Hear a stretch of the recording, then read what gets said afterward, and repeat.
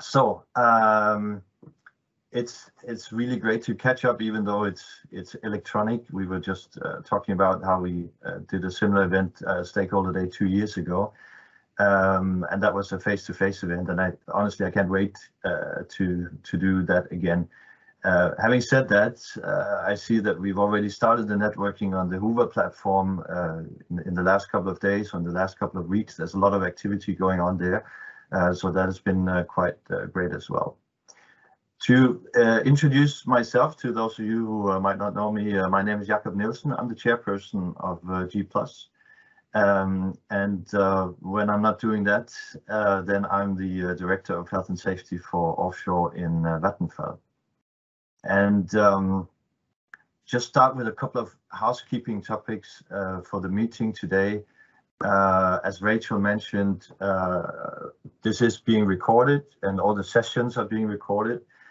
So we can publish it afterwards. We have a bit over 100 people on the call, so that also means I would appreciate if you could switch off your cameras and your microphone at this point, and then if you want to say something, and certainly in the breakout sessions, then of course you're welcome to switch on your cameras and your mic. But we're trying to save a bit of bandwidth and avoid that the system is overloaded here. You have a full list of the participants in the panel. Because this is electronic, then you have all the electronic options. So let's try to celebrate that and not be all too sad that we're not able to meet face to face. If you have any questions, you can use the chat function. And also, if it's a bigger forum, please state who the question is for. And then we can direct the question to that person. As said before, the meetings are being recorded. The recordings and the slides will be available through the Hoover platform by the end of this week. So with that, welcome to this Stakeholder Day. The wind industry has been growing and is still growing. We've all been fighting for sustainability and for the environmental agenda, and that has been dominating. But with the recent events in the Ukraine, it has become clear to everyone how important the geopolitical angle is to our industry as well. My kids, they were asking me over the dinner table the other day, what is then the alternative to fossil fuel, and how can we speed up the development? And before I could answer it, it sort of all came together, and suddenly they realized why I'm so passionate about doing what I'm doing. So the answer was build more wind farms. But it's unfortunate, of course, that it takes these kind of events for a lot of people to realize that. Personally, I've been involved with G+, and honestly, too many other organizations since I joined the wind industry back in 2008. I was working for Siemens Wind Power back then, and it was clear that the industry was up and coming, but it was still in its infancy. Back then, we were discussing with the regulators if a wind turbine was a building, if it was a machine, if it was a power plant, or if it was something else. We struggled to apply onshore legislation. For example, I remember from the UK that the law stated that we had to have a fence around our construction site, and that was not really possible in an offshore environment. So that was just one example of struggling with this onshore legislation. In other places, we were in kind of a void space between legal regimes. In Denmark, for example, there's an offshore regulation, but it very specifically states this regulation is for oil and gas. And since we are clearly not oil and gas, then the onshore regulations also applied, at least in some cases. We also used ribs. We used old fishing vessels to access the turbines until the CTVs became the norm. Every time we entered a new market, the discussion started all over again. Things had to be reinvented. Documents had to be translated. In Germany, I remember a situation where we sent in some documentation for a wind farm, and we received a comment back, yes, we have received your documents. And then a while after, I got in touch with them to see what the status was, and they said, well, the status is exactly as when you send in the documents. We have received them, but we couldn't read them because they were in English. And that's when you realize, oh, okay, you have to hand in everything then in that particular language. And on top of that, there would always be one or more other organizations who felt responsible to develop exactly that market. There was also the whole question about defining offshore wind.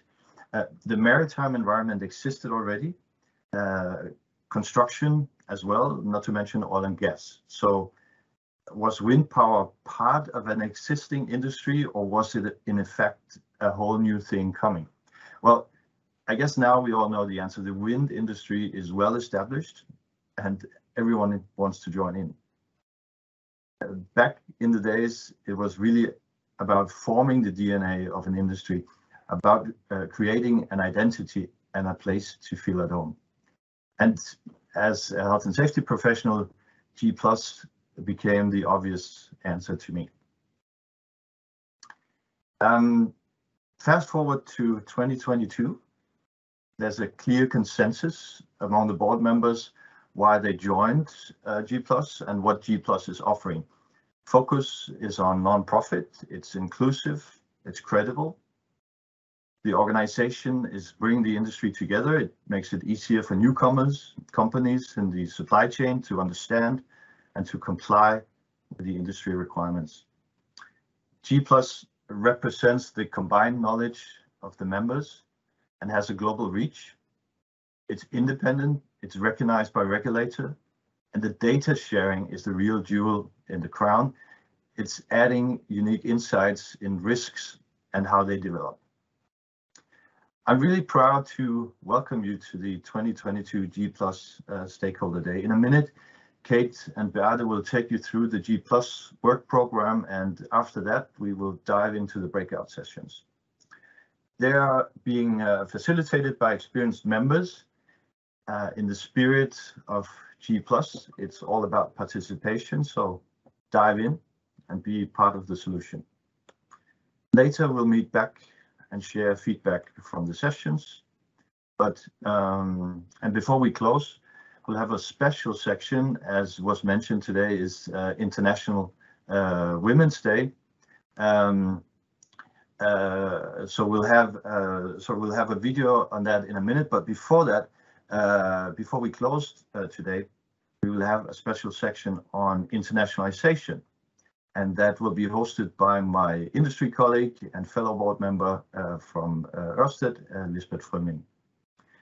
But first, a video to remind us that today, March 8th, is International Women's Day. So Rachel, could you please play the video?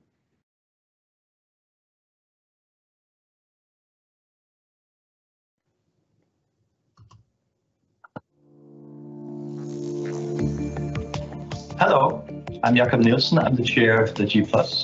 Today is International Women's Day, so we wanted to celebrate the fact that more and more women are joining the offshore wind workforce, bringing with them skills and strength from a diverse range of backgrounds. In this video, we'll hear their stories, experiences, challenges, and aspirations. Let's see what they have to say. During school, I really enjoyed learning about climate change and sustainable energy. I hadn't quite realised that it was a career path that I'd be able to do. Farm, so I'm quite a hands-on, practical person, and liked fixing things, and liked being outdoors, and was looking for something that was quite exciting. I was never the person who wanted to be an office worker. One day, wouldn't it be nice if someone was in school and they're like, what's your mum do? Oh, she's an engineer.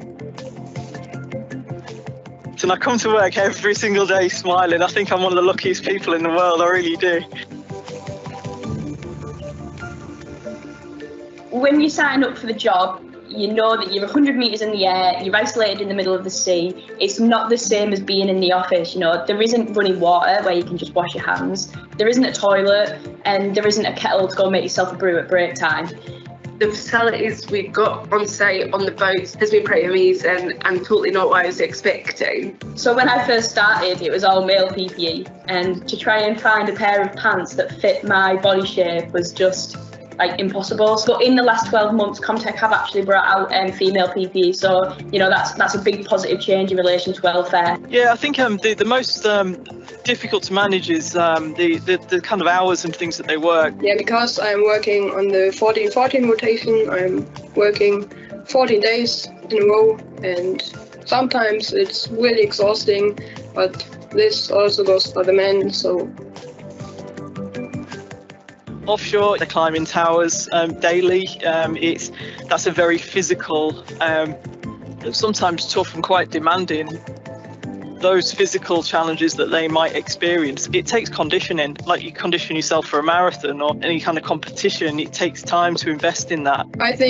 Don't think that you're too weak for anything. You can do anything you want to. Females and males have very different ways of thinking. The lads will be straight in there and try to fix it, try to find the problem, whereas I like kind of step back and think, right, hang on a minute. I think it works really well having females and males on the team.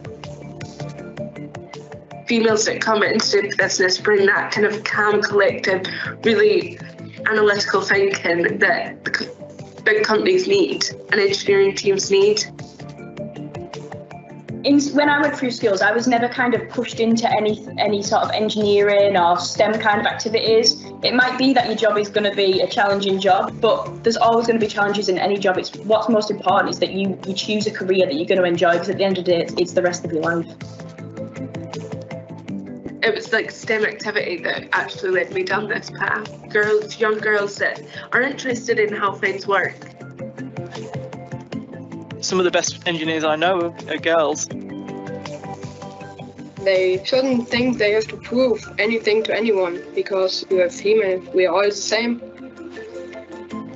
I think the most important thing for offshore is just the health and safety aspect, and feeling that you can communicate well with the people that you're out there with.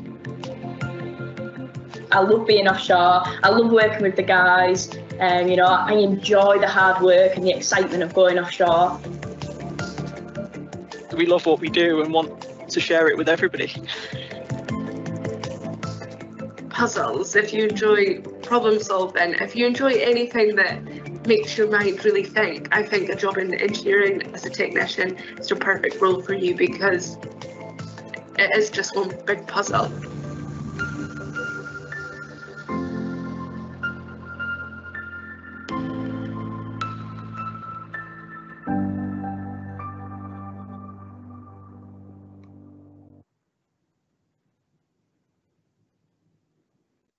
Thank you very much. What a fantastic video, and what a great day to celebrate, or what a great way to celebrate International Women's Day. Some of you might have seen the pin I'm wearing today. It's a diversity pin that we have created in Vattenfall, and it's to remind us that diversity is also diverse. All the difference between gender, sexuality, religion, age, education, and what have we. And again, I think it's extremely suitable for G+ and for the wind industry to talk about inclusiveness and diversity. We need the workforce going forward, so it's extremely important to all of us that we listen and that we work together. And with that, I'm going to hand it over to Kate and Beate to go through the work program, and after that we're going to have a Q&A session on the work program. So if you have any questions, please post them in the chat. We'll run through the work programs and then we'll do the Q&A. So over to you, Kate and Beate. Brilliant, thanks, Jakob. And so I'm here today to talk about what we've done for the last year and what the plans are for this year, so that everyone can be aware of that and be involved where you'd like to be involved. So I'm Kate Harvey, the General Manager of the G+, and my colleague Beate. Yes, hello, good morning. Beate Hildenbrand, Manager Offshore Wind at the Energy Institute and supporting the G+ Secretariat. Thanks, Beate. And Jason, I see you've got your hand raised. Was there something you wanted to bring up before we started?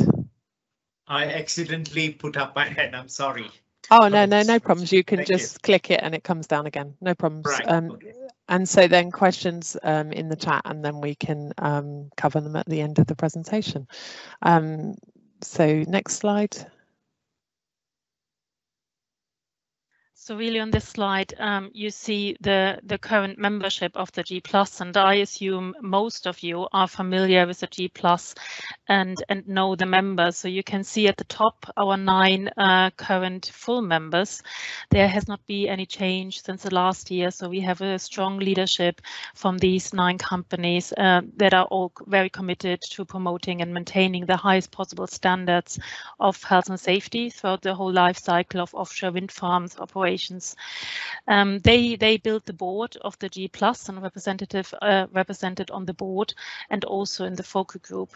So the focal group is really the motor of the G+, where the work is undertaken, and also the work with the associate members. And you see below the associate members that we currently have, and highlighted since the last stakeholder day, we actually gained 5 more associates that you can see highlighted here.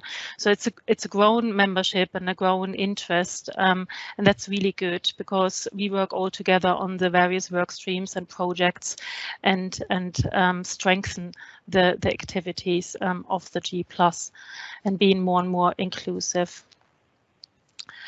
On the next slide, you can see the 4 very well-known pillars of the G+, how we work together in the G+, in our 4 main activities. So as Jakob mentioned, the data is a backbone, or how we say the jewel in the crown of where we focus with our work. So really to understand the risks in offshore wind operations, and to provide the evidence for the work we are doing and the projects and issues we are tackling, but also as a tool to monitor the performance of industry. The second pillar is the good practice guidance, what we also develop based on the evidence we see in the data. So recommendations for procedures, key principles and controls, and ways of working in the industry. So we generate a minimum standard that to meet industry's health and safety expectations, and that can be implemented and should be implemented not only in member companies but across the industry. The third pillar is the Safe by Design workshops, where we can really gather together and question and evaluate and current designs and to see where are the gaps, where can improvement being done to solve and mitigate health and safety issues from the very early stage. And these are always very good workshops to bring the industry together, all parts together, and engage with stakeholders over certain topics. The outputs are recommendations that we provide for the designers to consider in future designs, and it also acts as a good catalyst for further discussions and research within the industry. And finally, the sharing incidents via the toolbox application that's hosted by the Energy Institute. And this has really been, over the last couple of years, a great vehicle also for the offshore wind industry to reach further out and to share lessons learned across the industry.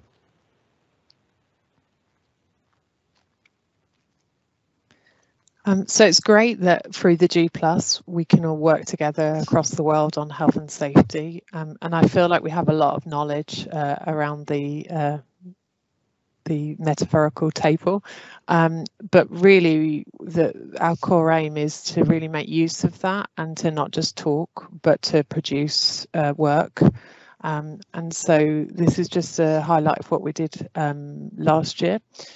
So obviously we do the incident data report every year, and that was published in June with a summary for technicians, and it's also on Power BI on the G+ website, so anyone can go in and see in the data in a bit more detail.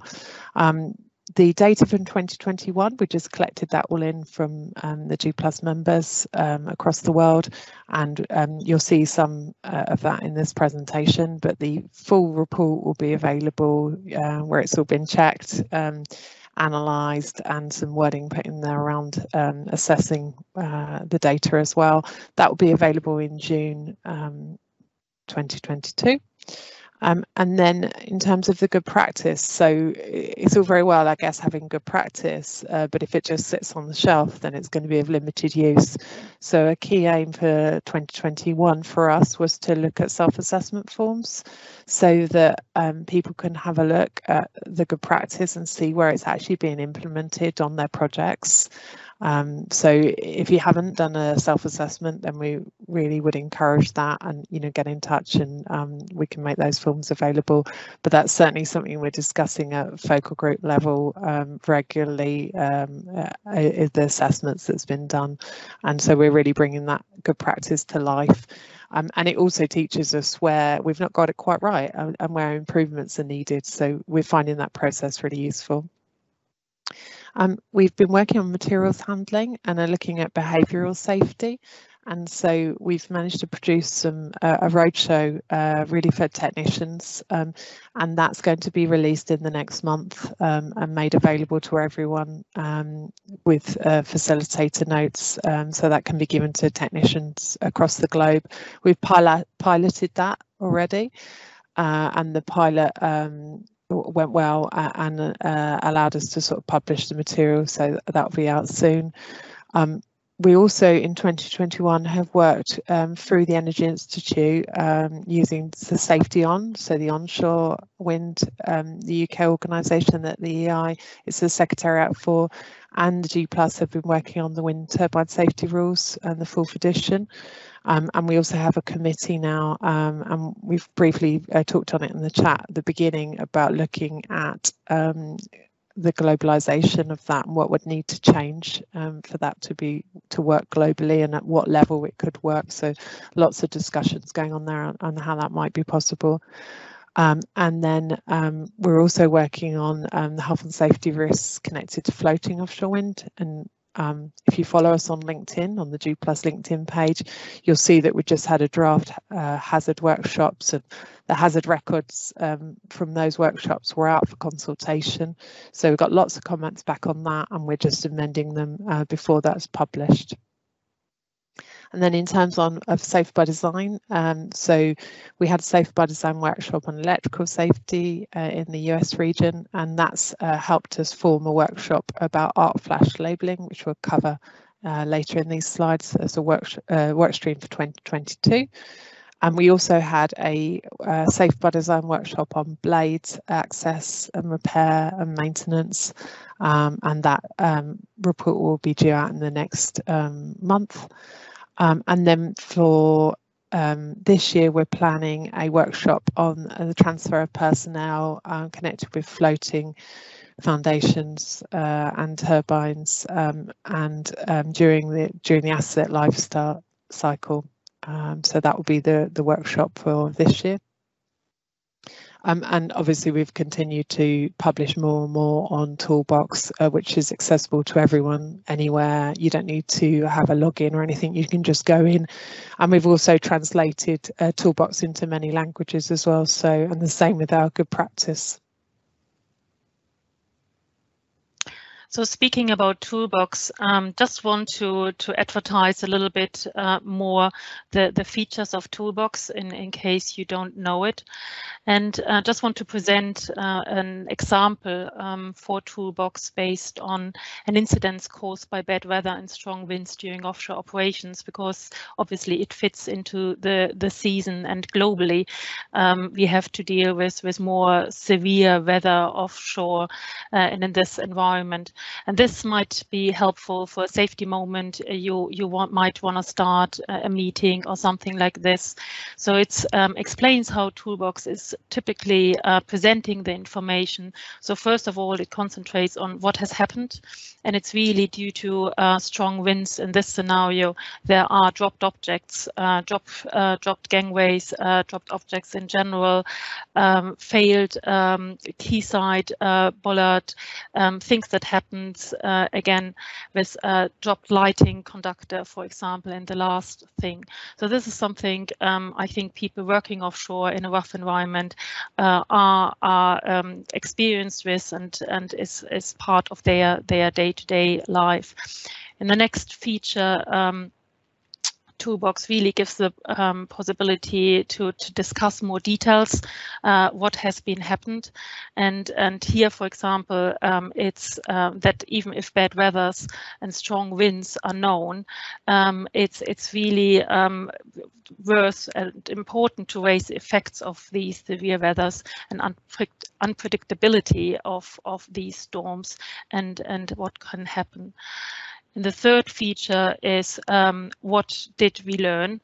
So it's really the importance in this case to emphasize the importance of reviewing the weather reports. So include also national, regional weather forecasts and adjust the modeling systems that are used in and predictive systems that are used in offshore wind, and continuously monitor the weather because it can change on very short moments. And look out what happens and be aware. And this really also gives Toolbox on all the topics questions you can use and discuss internally depending on what kind of occasion you need it, and to really trigger prompt discussions internally with your workforce and in your companies. So this is only one example of many. Usually we put incidents on Toolbox that involves high potential incidents, so really incidents that have potential to harm individuals in a severe way.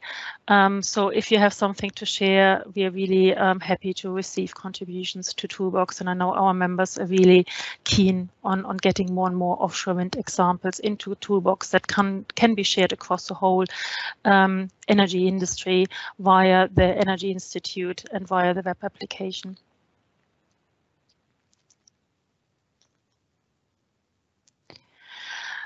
With this, I would like to focus a little bit more on the data. I know data has been discussed more and more. It's getting important more and more. We are in the great position in G+ that we have now continuous data gathered from 2014, and really can use a timeline and a big asset of data across the year in offshore wind operations. So you are probably familiar how we gather data. Our full members provide us with their data. They give it to the Energy Institute to analyze the data and to preview them in quarterly internal reports that are discussed with the focal group, and as well as data champions in the deep dives. And so therefore helps us to interpret the data and to analyze and build the key questions of the data. All data that is published in the reports is anonymized and represents the global operating offshore wind industry. It's published through the Energy Institute, excuse me, on the website, but obviously also the report is available on the G+ website, and like Kate mentioned, also the more direct access to the data and the possibility to play with the data, I will say, and do your own analysis via the Power BI tool on the G+ website. We lost our data analyst last year and are currently working together with the University of Strathclyde to optimize our data process. So this vacant position for a data analyst has given us actually the opportunity to work together with the industry to review, to evaluate our data process, to see how can we optimize it and how can we actually strengthen it in the future to get the full potential of the data we see from our members. Also, obviously, they help us to process the annual data report, and the 2021 data report is due in June this year, and we will publish it in time.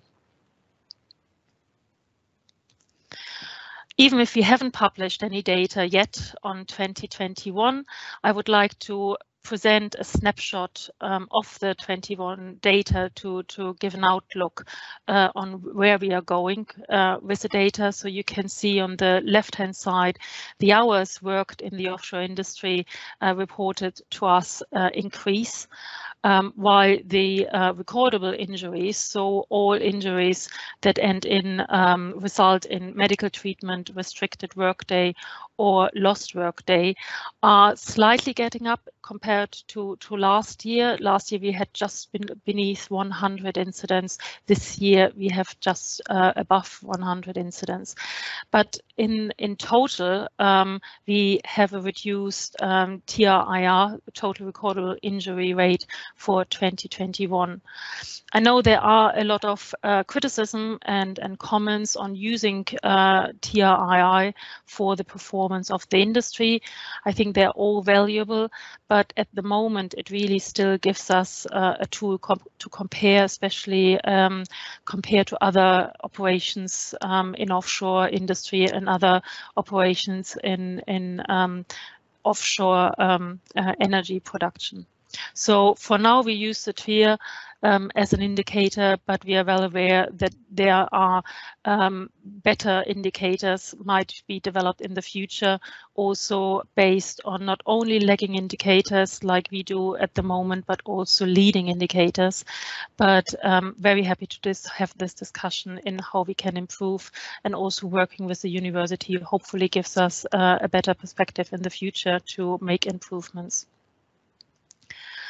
Also, to get a little bit more into detail, we will provide further data in the individual work streams further on, but to show you that actually with lifting operations, manual handling, and working on vessel operations to improve performance, there mitigate incidents, we are focusing still on the three highest processes, or those processes with the highest incidence in 2021.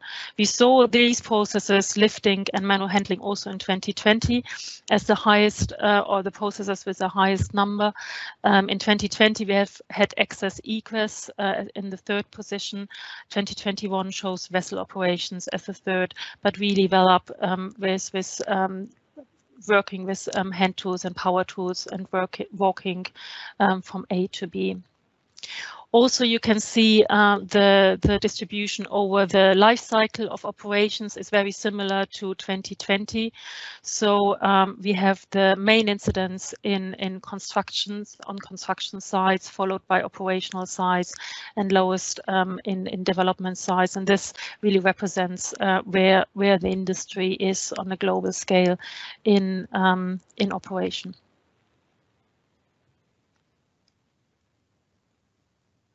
Just conscious of the time and allowing questions from you, so we won't spend too long on what we're planning for 2022, and we'll cover some of it in the breakout.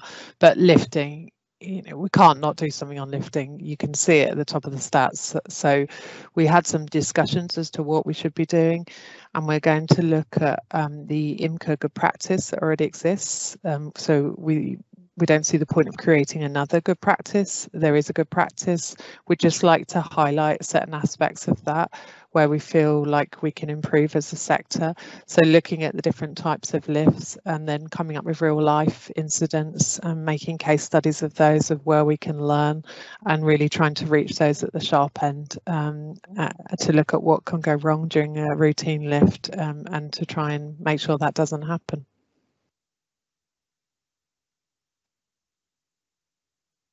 Same for manual handling. So we will have a breakout session in manual handling. And also here we can see still a high number of incidents. And to mitigate this, the G+ really also want to work on their ways of communicating the good practice and guidance on how to tackle or how to do things in operation. So the work stream here is to develop a video campaign on manual handling. We'd like to continue doing work on CTVs and to also look at vetting standards and to work with organisations like the Workboat Association on looking what we can do collectively and together to try and harmonise and make improvements in the number of incidents that we're seeing. So there's a group of G+ members that are looking at the vetting standards, and we hope to really take that forward in 2022 and make it easier to move from project to project, from country to country. And we're hoping that if it's easier, that it would also be safer.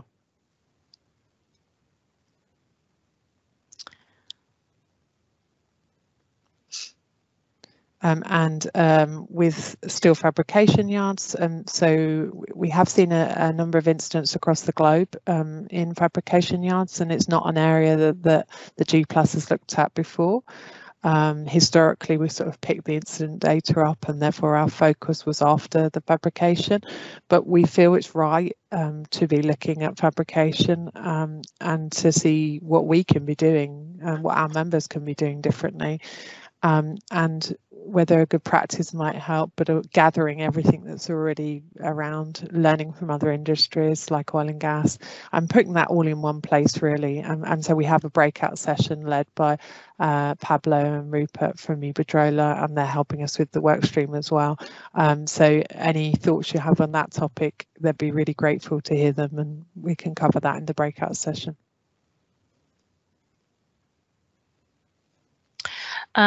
Beyond the data, just looking for the data, we obviously also tackle other topics that don't come directly out of the data by industry demand. And like Kate said earlier on, there was a workshop on electrical safety started from the US focal group that really showed that work is needed to be done on arc flash labeling and safe system of work. So the need for clarity across industry was identified, firstly focusing on arc flash labeling, but also work that leads into core principles and processes for a safe system of work. So we will have an ongoing project on arc flash labeling to create a framework and provide guidance for global operations to provide more clarity for industry. And that's the first step for the safe system of work for electrical safety. Personnel transfer.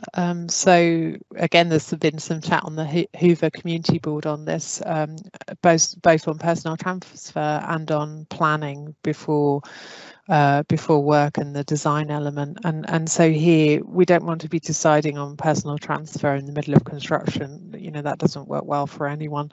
And so it's difficult to keep track with technology and the sizes of projects and water depths and all the other variables.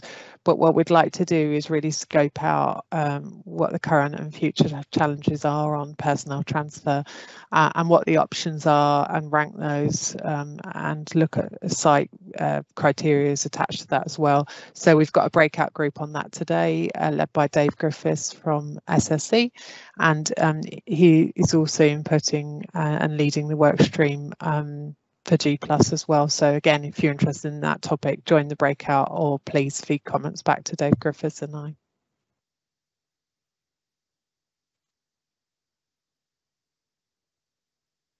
And then I mentioned just briefly, we're going to have a Safe by Design workshop on floating structures.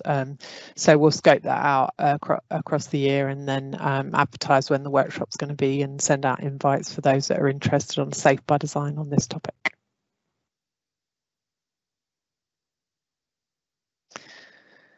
So that's all the sort of the main parts of the work programme, but we also continually trying to engage with different organisations. So the way in which we try and gather organisations together so we can look at who's doing what to avoid duplication is the ICC, the Industry Collaboration Committee. So that's a good way of everyone getting in touch with the G+ as well, because if you're a member of one of those organisations, we all meet on a quarterly basis to talk about the different topics. And then you can see the other means of engagement there. We also have a emergency planning exercise that's actually happening in the UK, but we're really keen that the lessons are learned across the globe and that the work on it is done globally. And again, we have a breakout session that Peter Larson from the Coast Guard has kindly agreed to support us on today. So please join that if that's of interest. And then Toolbox we mentioned, but any input we really appreciate on Toolbox. And then we're looking at life-saving rules and alignment on that across the offshore wind industry, led by the G+, working with other bodies that have life-saving rules and with companies that already have them and trying to harmonise to create one set.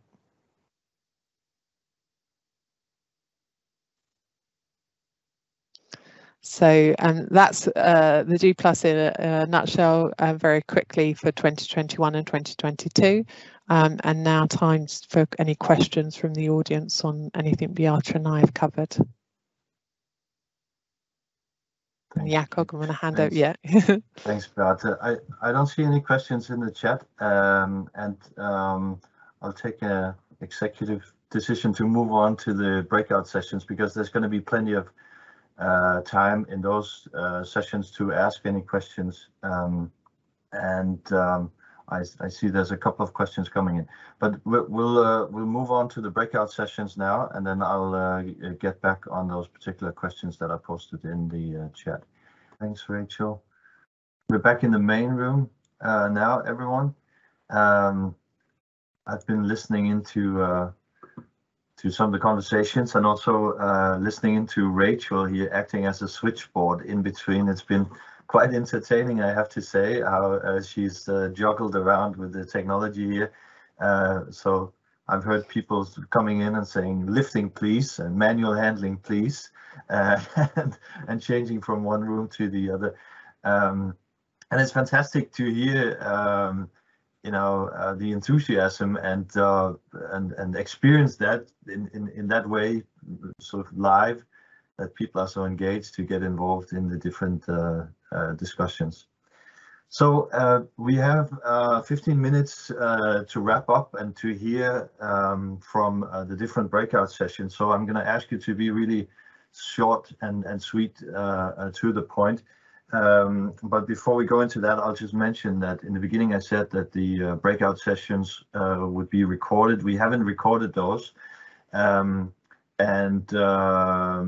we are recording this main session again. So let's dive into the first breakout group, and that's about lifting. Who wants to give 2 or 3 bullets on what came out of the discussions in the lifting room? Yeah, I'll take that one. If people don't know me, I'm Robert Stebbings. I'm the Iberdrola Scottish Power Global Lifting Operations Technical Authority. Apologies if I missed anything. I wasn't expecting to feed this back. Discussions we had was really good. A lot of people in the group who know what they're talking about, and very similar concerns across the table, which directly associate with competencies of the people right from planning, authorising, approving and performing lifting operations as a general concern of the level of competence involved. We had a discussion about the best way to tackle that and how we're working on it as we go. Consistency across the board, what's acceptable for one site is not acceptable for another. The level of documentation's worked too, so we discussed about, again, getting more of a even playing field, consistency across the board. So yeah, so going forward, we discussed about the working group. We're going to keep going, working with IMCO on their upcoming guidance documents as well. So some good positive work being done to try and improve the standards that we have at the moment. Excellent. That sounds to me like the essence of G+, a lot of knowledge in the room, a lot of knowledge exchange, and also beyond the boundaries of G+, and working together with other groups and associations. Excellent. Good to hear. Thanks a lot, Robert, for that. We'll go to the next group and hear a couple of highlights from the next group. Let me just double check. The next one is Fabrication Yards. Can give a short update on what happened in the Fabrication Yard room. Sure. Yeah, of course. Rob Alexander will give us a little bit of a brief on what we discussed.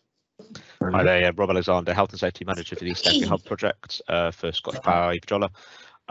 So there was a lot of interesting discussion, mainly driven by Iberdrola. We've had a lot of issues with some of the fabrication yards and projects. Can I just hang on a second, Robert? Can I ask everyone who's not talking to mute? There's a bit of noise in the background, please. Thanks.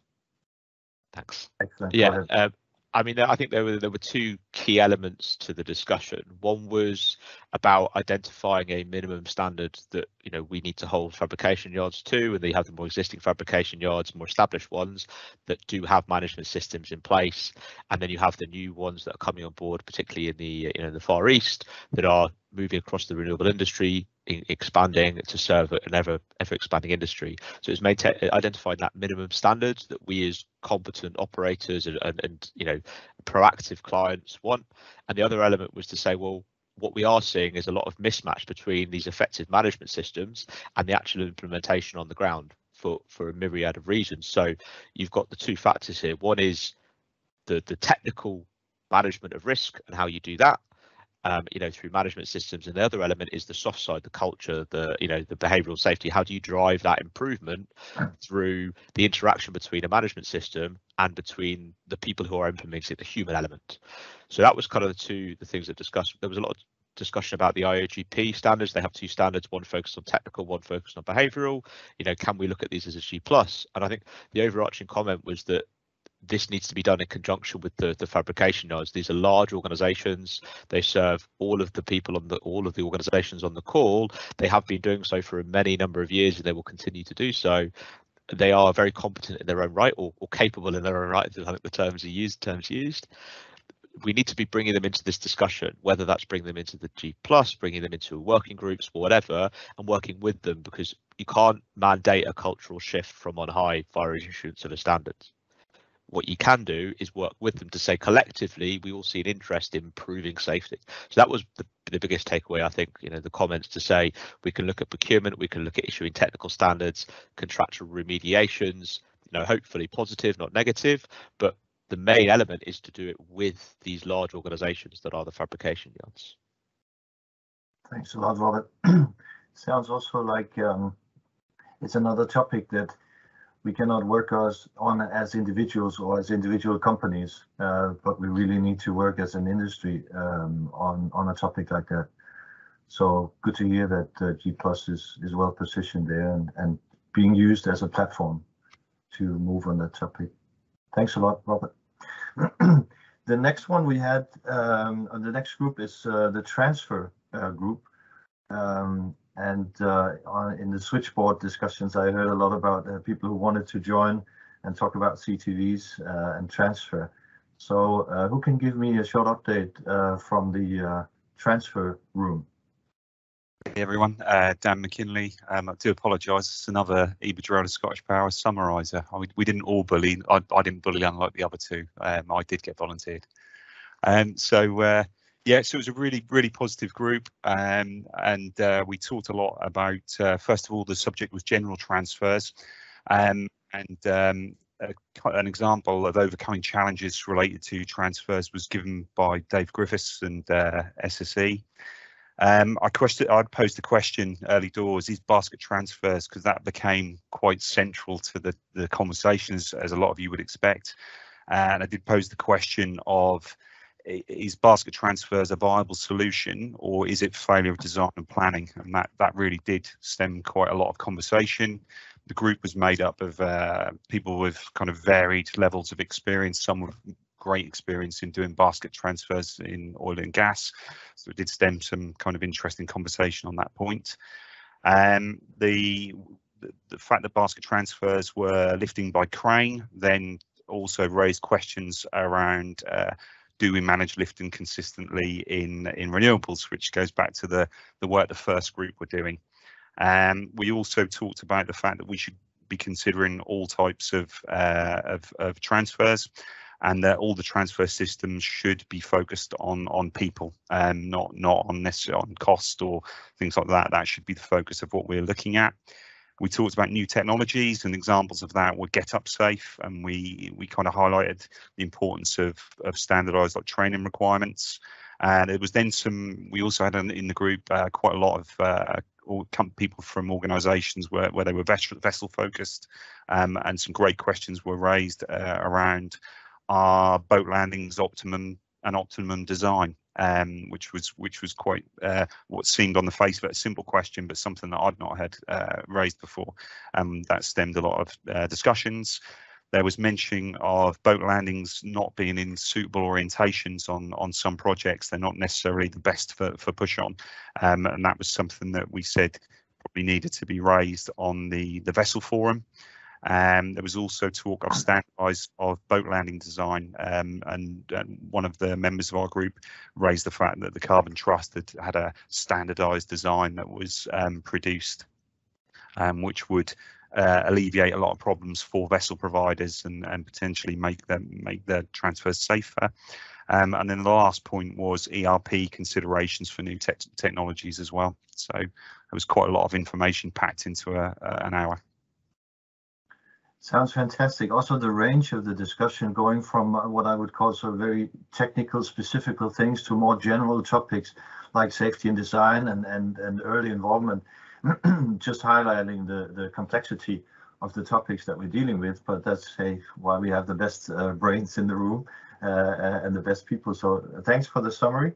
I also note that you use the word standardization, and that is something that also comes up very frequently, and there's kind of the dilemma between standardization and development and continuous development, and that's certainly also something that no one has the magic wand or the silver bullet for.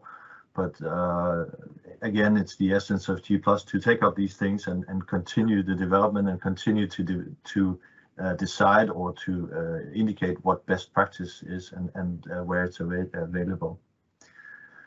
Good one, thanks a lot. Then we're going into manual handling.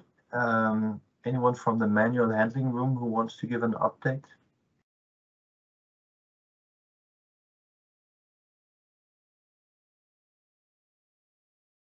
Panos, we can't hear you. Maybe someone without an Iberdrola background, without discriminating anyone. I think it might be Panos, but we can't hear you. Panos, you're trying to get through. You should unmute. Your headphones. We still can't hear you. Maybe go to group 6 and then come back to group 5. Oh, you're challenging me now, Rachel. That's emergency response. We have the next one is group 5, future technology challenges. So anyone from group 5 or room 5 that can give an update on what happened around the topic future technology challenges. Yeah, that'll be me. I think we had a good session, really interesting session where we had a lot of good discussions. But I think we all come to the same conclusion that basically it now starts to really pick up new technologies. I mean, we are as a whole industry moving into heavy decarbonization, and all the new technologies that will come with that decarbonization. It also puts a lot of pressure on supply chains, the existing supply chains, also the new supply chains, and how do we then, as an organization, as a sector, onboard those new players or press players. We all know. I think we're basically fishing in the same pond, thinking about vessels which are out there. I mean, are there sufficient vessels out there to continue to work, and how does that impact whatever we want to do going forward? But also, I mean, and that's a little bit the essence of what we discussed heavily, is the space of technology, because we see it increasing rapidly. but do we actually have enough capacity in our industry to sometimes just stop, reflect, and think what we're currently doing? Are our solutions future-proof? I mean, we all know they need to exist for another 40 years in good expectations, but we know in 40 years the world will look totally different, and are we ready for that? But additionally, I mean, everybody sees a lot of new players providing new solutions. I mean, transfer solutions, so many new solutions coming out there, but how do we accept these kind of new solutions? I mean, and that's a little bit where we as G+ could think about, could we potentially set a requirement for design development? How do we accept, for example, what do the developers or contractors need to prove us to show it's a mature and proven design? And can we come to a standard agreement within our business? Okay. But then we also have a lot of other stuff. I mean, everybody is moving from nearshore to deep water. And how is that impacting our change in developments? I mean, looking at medical care, are we on top of that? Did we recognize that sufficiently? And that's also where G+ could further evaluate how could we set standards for far shore medical support, just to make sure that we have the right standard. Tim, also, I'm going to stop you here because of time, but it sounds like you've used the opportunity really to have sort of a development lab and talk about a lot of different topics. And I think it's good to have those sort of, I'll call them early warnings, and see what about this topic, what about this topic. So we don't necessarily only go year by year, but we also have a more, maybe like a 5 or even 10-year horizon, looking at how we can fundamentally solve some of the problems out there. Really interesting stuff. Good. Thanks a lot, Tim. The next one is then indeed emergency response. Who can give a short update on emergency response? Hi, yeah, it's Sarah Bray, Vattenfall's Emergency Response Officer. Some feedback from our group. We had some really interesting discussion. We discussed the national exercise that's coming up, the exercise Sancho that Pete Lawson referred to earlier, and the important learnings we'd like to see coming out of that. They were essentially, we would like to see for the international community, learnings around command and control structures and how well they worked, and anything we can gather on that. Communication, situational awareness, really key. How is it maintained and relayed? So we'll be looking closely at that to relay those learnings, and collaboration between all stakeholders, so regulators, SAR authorities, and the industry players involved in the exercise. So really looking forward to the stuff that's going to come out of that to be shared internationally. And we made a comparison within our group as well between oil and gas and wind standards in terms of emergency response. And one of the themes that came out, through those conversations, would it be really helpful to have standardization across the wind industry of terminology and processes such as flow charts, clarity and definitions, such as exist currently in oil and gas. And we also looked at a set of, or we considered a set of international standards in emergency response. I mean, currently G+ has guidelines, of course, which those of us align to within G+. But there was some debate around whether there could be a set of international standards. And if there could be, how indeed would they be set? Who would set those when you bear in mind national regulations that have to be adhered to? How would they be policed and so on? We looked at exercises and the value of exercises. Again, individual organisations fix their own periodicity for exercises, how often they're going to do them. Should there be a standard that says you will exercise every 2 years in this manner? Again, the issue of policing that and setting those standards was discussed. And another really important topic, there were quite a few, but I just want to get this one in, I'm conscious of the time. We looked at primacy in emergency response. It's complex, how best to deal with that. When you're looking at bridging documents or interface documents, whatever the terms that are being used, we discussed that they fall between being entirely effective or they look effective on paper, but when it comes to it, they may well not be. And one of the key considerations around bridging documents was, when is the trigger point for developing them within an emergency plan? And should that be right at the planning stage? The answer was yes, with some sort of leeway for assets coming into a project later on. So how do we work effectively? How do our bridging plans and documents work effectively with other parties such as OFTOs, helicopter operations, etc.? And it was a really good discussion around those things. I mean, one that I would really like to continue with when we've got more time. Very good, excellent, Sarah. I hear the enthusiasm from you and from the entire group coming through there. And I just want to make one comment in regards to the policing that you mentioned. Now it's clear that G+ will never be that policing organization. I mean, we're there to have the best brains in the room and to put out the best practice and standards. But it's up to the members if they actually follow this, and up to the industry players how this is done. But of course, then it's interesting to discuss the topic and how do we then make sure that that the standards are being applied to. Thanks a lot, Sarah. And then I'm going to try to jump back to manual handling and see if we have someone from Group 4 manual handling to give a short update on that.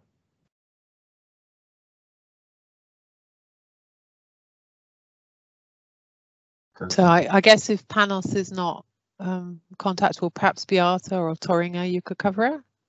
Yes, I'll do my best. And we had a short Panos gave a short summary at the end of our session, so that's good. So I try to stick to your manuscript, Panos.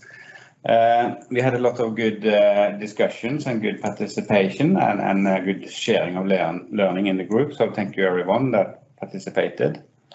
To sort of have a couple of main issues.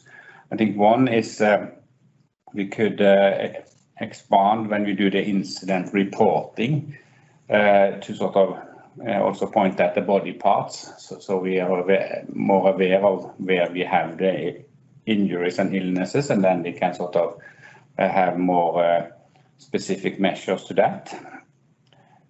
Secondly, we hope that we see also that when we go to larger turbines, some of the heavy manual handling is easier to do, and we can bring in more mechanical equipment, lifts and lift inside the tower. That will help, of course.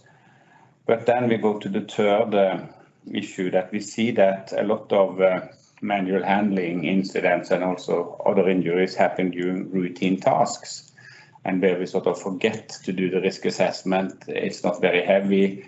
We don't need any mechanical aids, so we just do the lifting, and then we hurt ourselves or get injured.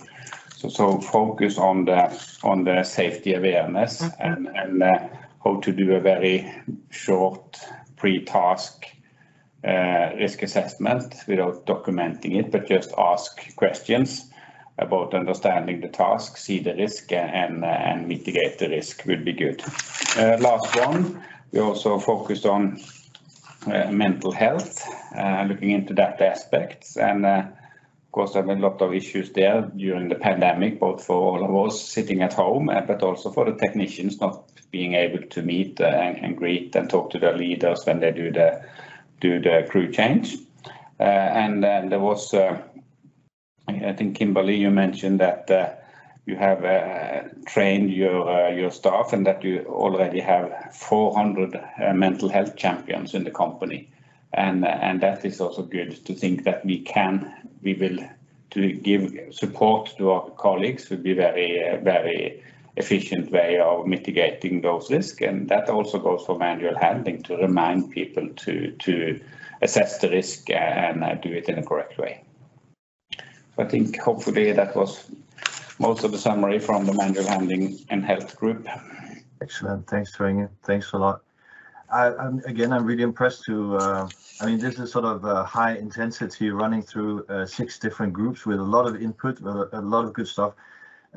We don't have the time today to go into the next level of details, but hey, that's why we are here for in the future weeks and months and years, to continue those discussions in the work groups, in the focal groups. And I think this is only a show of force to see how much knowledge is actually out there. So thanks a lot. I'll quickly turn over to you, Lisbeth, because you're going to present on the topic of internationalization. And I'm going to ask you to leave 10 minutes towards the end so we can close up the session. But that means that you have 12 minutes from now. Lisbeth is, as you know, QHSE Director or Vice President, sorry, Lisbeth, from Ørsted, and who better to introduce us to the topic of internationalization than you, and then on International Women's Day. So please take it over from here, Lisbeth. Thank you, Jakob, and yes, of course, also my support and attention to the International Women's Day, and really enjoyed the film in the beginning of the session today, and great to see all the passion that goes in from everyone around the globe here today. So yes, the focus is on internationalization, and I will, as a member of the board in G+, and as the head of QHSE and Ørsted, I will talk a little bit from both sides, and it is a really important part of both the work in the board in G+.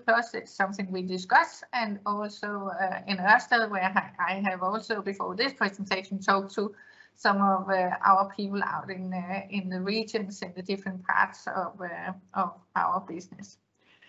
I think these are the topics I'll talk on. So a little bit about the role of G+ internationally. How do we make sure our activities and outputs are used in the internationalization? Regional versus global activities, stakeholder engagement, new markets, key risks in the near future, and new technologies. And as I only have 12 minutes, let's go to the next slide. The role of G+ internationally should still be in my mind and in our minds to drive HSE improvement across the industry with everything that is already on the table with best practice guidance, data collection and reporting on data that we can all use. And also to be the industry voice within HSE in the offshore wind industry. We're building on the presence in the regions, also with having actual employees there working full time on in G+.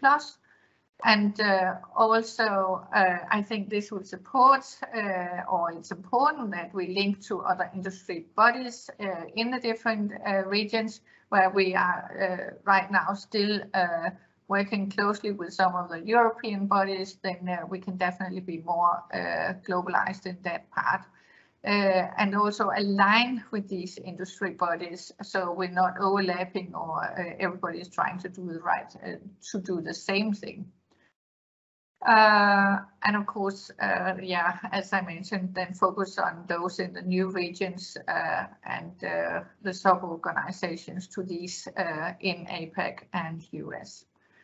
If we take the new next slide, then some of the current activities that we are doing in G+ that could really be globalized is, for example, our guidance documents. I think we are running into those being quite UK-centric and could easily be made more global, at least some of them, those that are relevant to make global. Make a thorough gap analysis on these and see what can be used as best practice, and also on the legislation part, where we're very good at having contact with the UK authorities and some of the other European authorities that could be spread out, and we could see what is the difference between the different authorities that we work for and with. And also understand where internationalization is not relevant. There are parts where it just doesn't make sense, and I'll come a little bit back to that later. On the data side, there is access to a lot of data that can be used and has been collected over years and can be used in many ways to support other areas and for us to be more globalized. And take this data and put it into the right working groups and forums, and use the data to learn in the new areas and also in new markets where wind industry has not been present before. And I strongly believe life-saving rules that we're working on already in one of the working groups should be globalized, as they are also in the oil industry. I think it would be really strong for us to all know that this is our life-saving rules. No matter who the suppliers work for and what company we're working for, then they're the same. And I really look forward to see the final output of that. Competences and training, also an area where we can work together across the different regions, globalize the training, maybe make training centers and in different parts of the world, and understand when it makes good sense. If we move to the next one, then it's important that we consider how to balance when we centralize, so where's the main governance around G+, but also where does it make sense that the regions are self-driven. Talked about the dedicated resources in the regions to support those parts that are definitely most relevant to just drive in the regions, but also to still have a strong central setup that can support everywhere and globally. I think it's important that we all the time discuss what is the right balance, and that we don't just set on this is it, but that we continuously have this discussion. And be aware that when we go into new regions, then suddenly there are new topics within safety that has not been touched upon before, like nature and weather situations, typhoons, earthquakes I mentioned here, but it can also be like malaria, which is not typical in Europe, and also, for example, if we go onshore, it could be snakes or other species that we have not worked with before. If you take the next slide, we have very strong G+ connections with authorities I know HCExec is also here today, so in UK, but also regulators in other parts of Europe, and I think we should really work to get close to some of the authorities in APAC and North America. Also, like in UK, consider collaboration with universities in all regions. There are so many things we can learn, develop young people in universities to fit into the industry, but also for us in the industry to really learn from young smart people. Get to know other industry bodies across the region, as I already mentioned, and maybe also build bridges to the onshore wind and the stakeholders that are already involved here, and engage with the relevant parties, companies that is there. If we move to the next one, new markets is a big part for a big challenge, I would say, for many of us in the industry, and that's really important that we share the lessons that has already been learned in some of the mature markets. That we carry out thorough gap analysis against best practice and also against legislation, and understand new markets maturity and maturation journey, and try to translate that into something that can be used in new markets. Collaborate with the stakeholders, including regulators, and apply the data that is available to use in new markets to maybe do a journey that is faster than in the mature markets based on what has already been learned. And then use a risk-based approach to not try to do everything at the same time, but to really see where can we put our focus to make the most of an impact in the new markets when we make our entrance. And then to focus on our key risks globally. I think the industry is growing really fast, which means a lot of new employees are coming in, a lot of new suppliers are getting on board with the industry, and this means that there's a lot of people who have to learn really, really fast. So really make an effort to use our guidelines that are already there, build on those, also understand the unionization that is also expected to take place and is already there in some countries. Make sure we align on risks and understand what are the key risks really and also systemization of that, aligning our registers on that. and include our regulators and certified verification agencies in this exercise or in this work that we have ahead of us.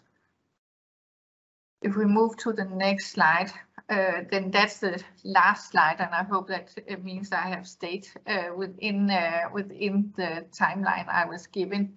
But I think it's really important. We've already touched upon the technology side with design risk management, and I think it's really important that we drive innovation together in HSE. I think you also touched upon carbon reduction and the sustainability part of this, so I put an E on the HSE here. I think it's important that we really work together on the design risk part to make sure that we get really strong in this area, and I know the word technical authority has come up a couple of times, and I think this is an area where we can still grow and be better. And then the last one was the one that we have talked about in the board, to maybe do things together that are a little bit outside the box, or to take some of the ideas that is usually used in IT and maybe do hackathons where we give some themes to different groups of people and let them work together to come up with smart ideas, and also maybe do some prizes or awards to those who come up with the best ideas. So I hope you've heard about hackathons before. Otherwise, look it up. But it is one way to really bring enthusiasm and passion, as we have seen today, together in finding solutions of some of our biggest challenges, and that could really help us driving HSE innovation forward. So the next slide is really the question and answer part. So please don't hesitate to challenge me on is there something that has been left out here that is really, really important when we talk about globalization or internationalization, or something that you feel I have gotten completely wrong. Thanks, Lisbeth. You're spot on time-wise, and in terms of questions, please continue to put questions in the chat, but also slowly move over to the Hoover platform, because that's where the conversation can continue. Thanks, Lisbeth, for your presentation. I think it's fascinating to see all the aspects of the industries being presented like this. It's complex. There's a lot of stuff to do, but again, that highlights why G+ exists, so that we shared can find some solutions for going forward. And with that, I would like to close the session.